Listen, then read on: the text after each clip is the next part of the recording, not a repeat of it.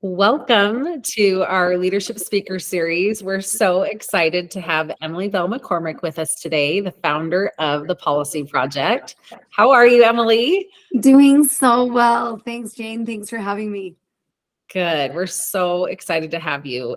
This month, we're focusing on advocacy and specifically how to get engaged in advocacy. So we're so excited to have our founder who created this nonprofit and is the leader of all that we're doing that is so good in the community.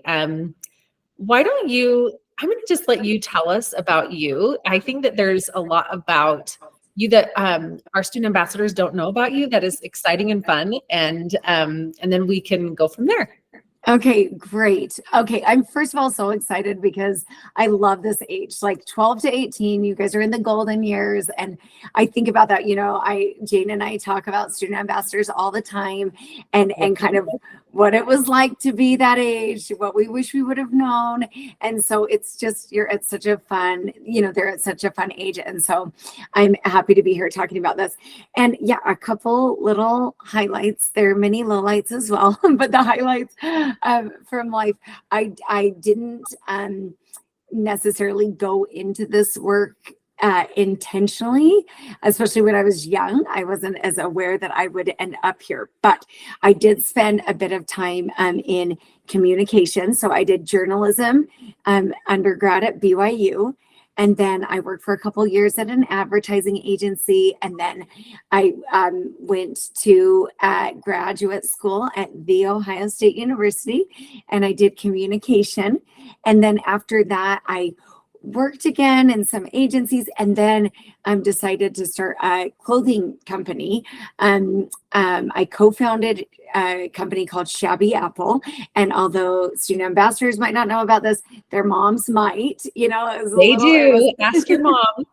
Ask your mom. It was kind of cool for a hot second back in the day, but it was a dress company with a very specific purpose. Back then, weirdly, there weren't a lot of dresses being made that were kind of like work appropriate, is what we would call them, like something you could wear to work or to church or to out with friends, but not like on a, not like a cocktail dress. And so we worked on building those and making them affordable. And the fun thing in that was the challenge of like fitting something, like making a dress company work online, because back then shopping online was brand new. So people were not doing it. Sure.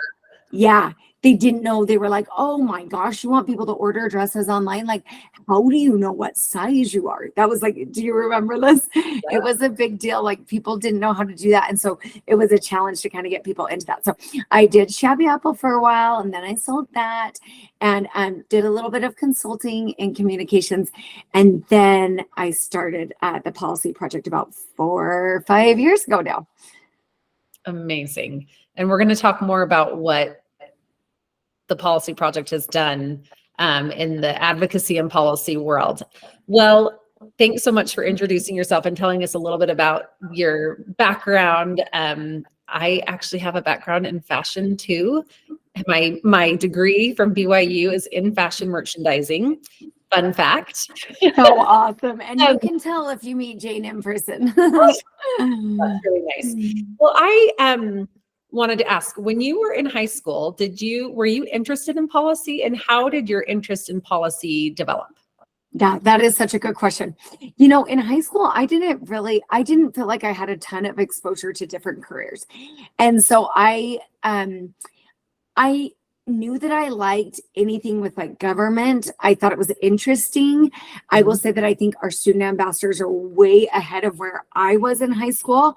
I did not have a big awareness. I wasn't raised in a family that was very political. We didn't talk about policy. We didn't talk about politics.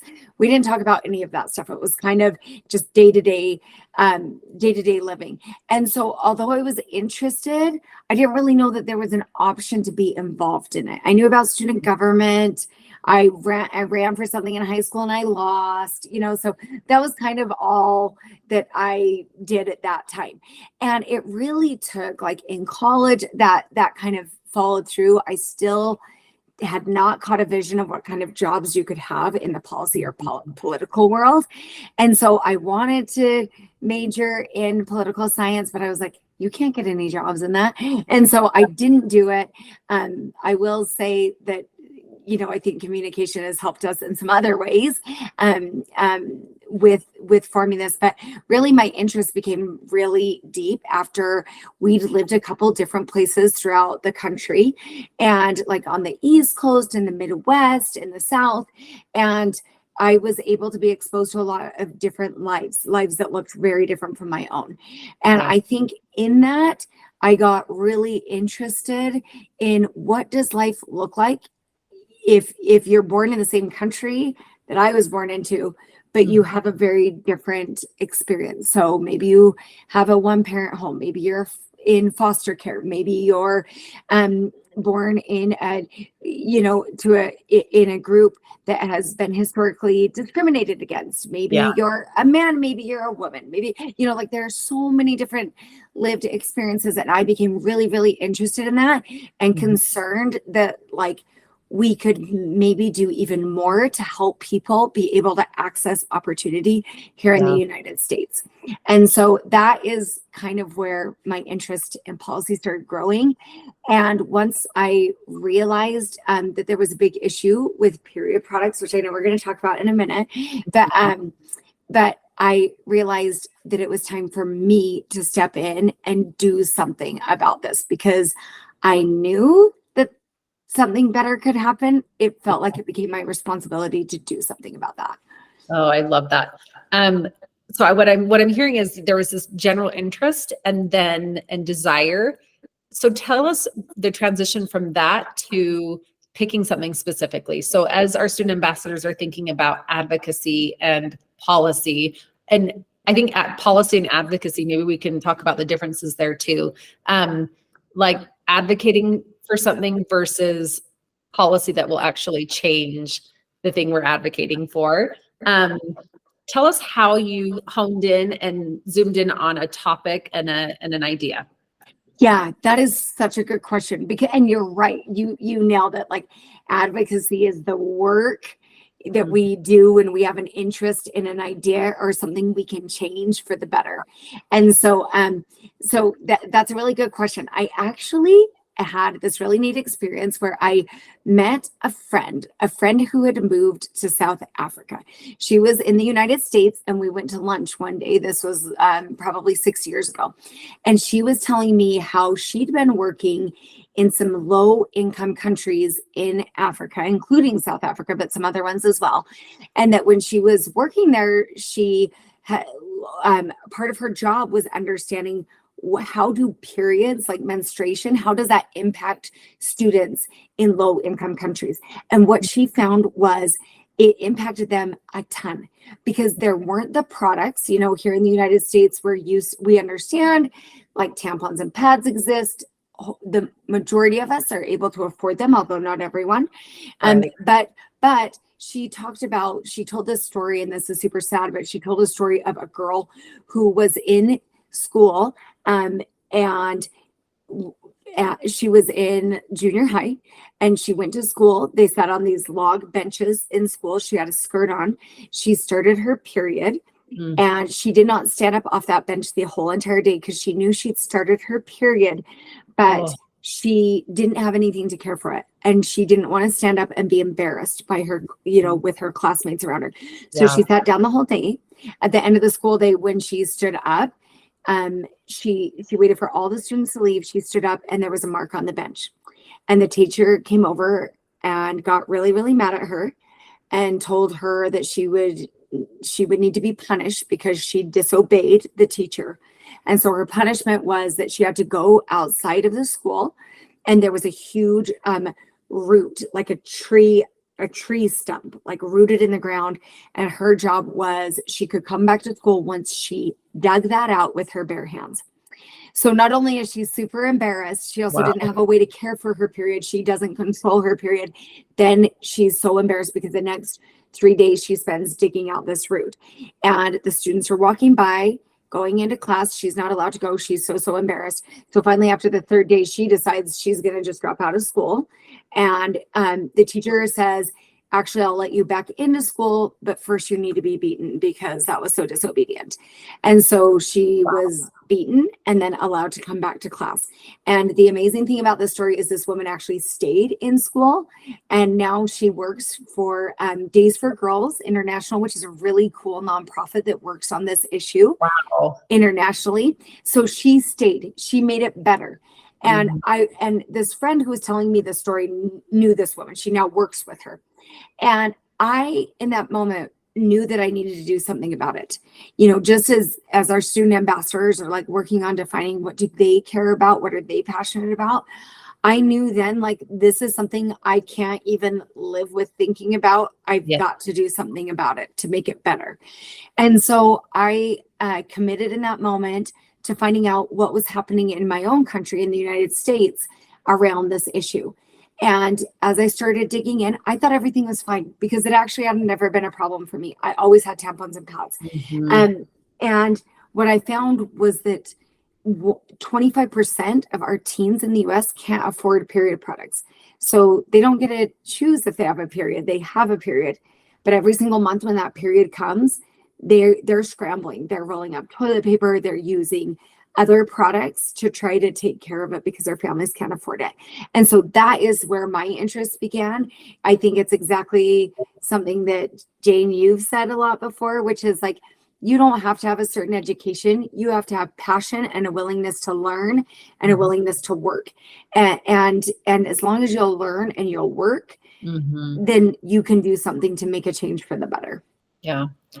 Well, that's an incredible story. And I love the resilience of that woman who didn't just walk away from this terrible situation, but stayed and then advocated to make it better for everybody else. That's incredible. This is a perfect segue into HB 162 for some of our newer student ambassadors who weren't here for the Utah Period Project. Do you want to just touch on a little bit about the policy that we've been working on and have implemented in schools? Yeah, so this is so exciting. So I started just going from that jumping off point of like figuring out, okay, periods in America need some work, right? Like that was identified. Which is a shocker to a lot. Yes. I mean, it was to me, and I think to everybody. But yes, there is an issue, and it needs to be addressed. Exactly. And once we started digging in and looking at what this issue looked like, it was 1 in 4 teens can't afford period products, but it also was that about half of girls and menstruators, they'd missed class because they didn't have access to a period product. So even if you could generally afford period products, sometimes you would forget one.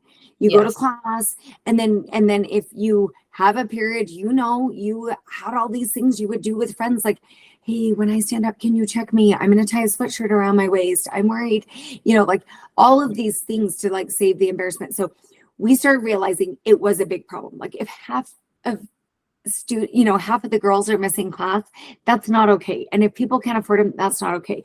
So we looked at the tampon tax and worked on that. I'm not going to go, that's a whole other story, so I won't go into it now. For another day. Yeah, that's another story for another day, another hour. But we shifted and decided what would have a massive impact for the state of Utah and beyond was to get period products, so tampons and pads, into every single school bathroom. So we're talking kindergarten, first grade, second grade, third grade, all the way through 12th grade. And having those period products freely available so that students could come and use them anytime they needed. Now, that was a totally new idea. It hopefully isn't for our student ambassadors because now they've had them in their schools for 1.5 years.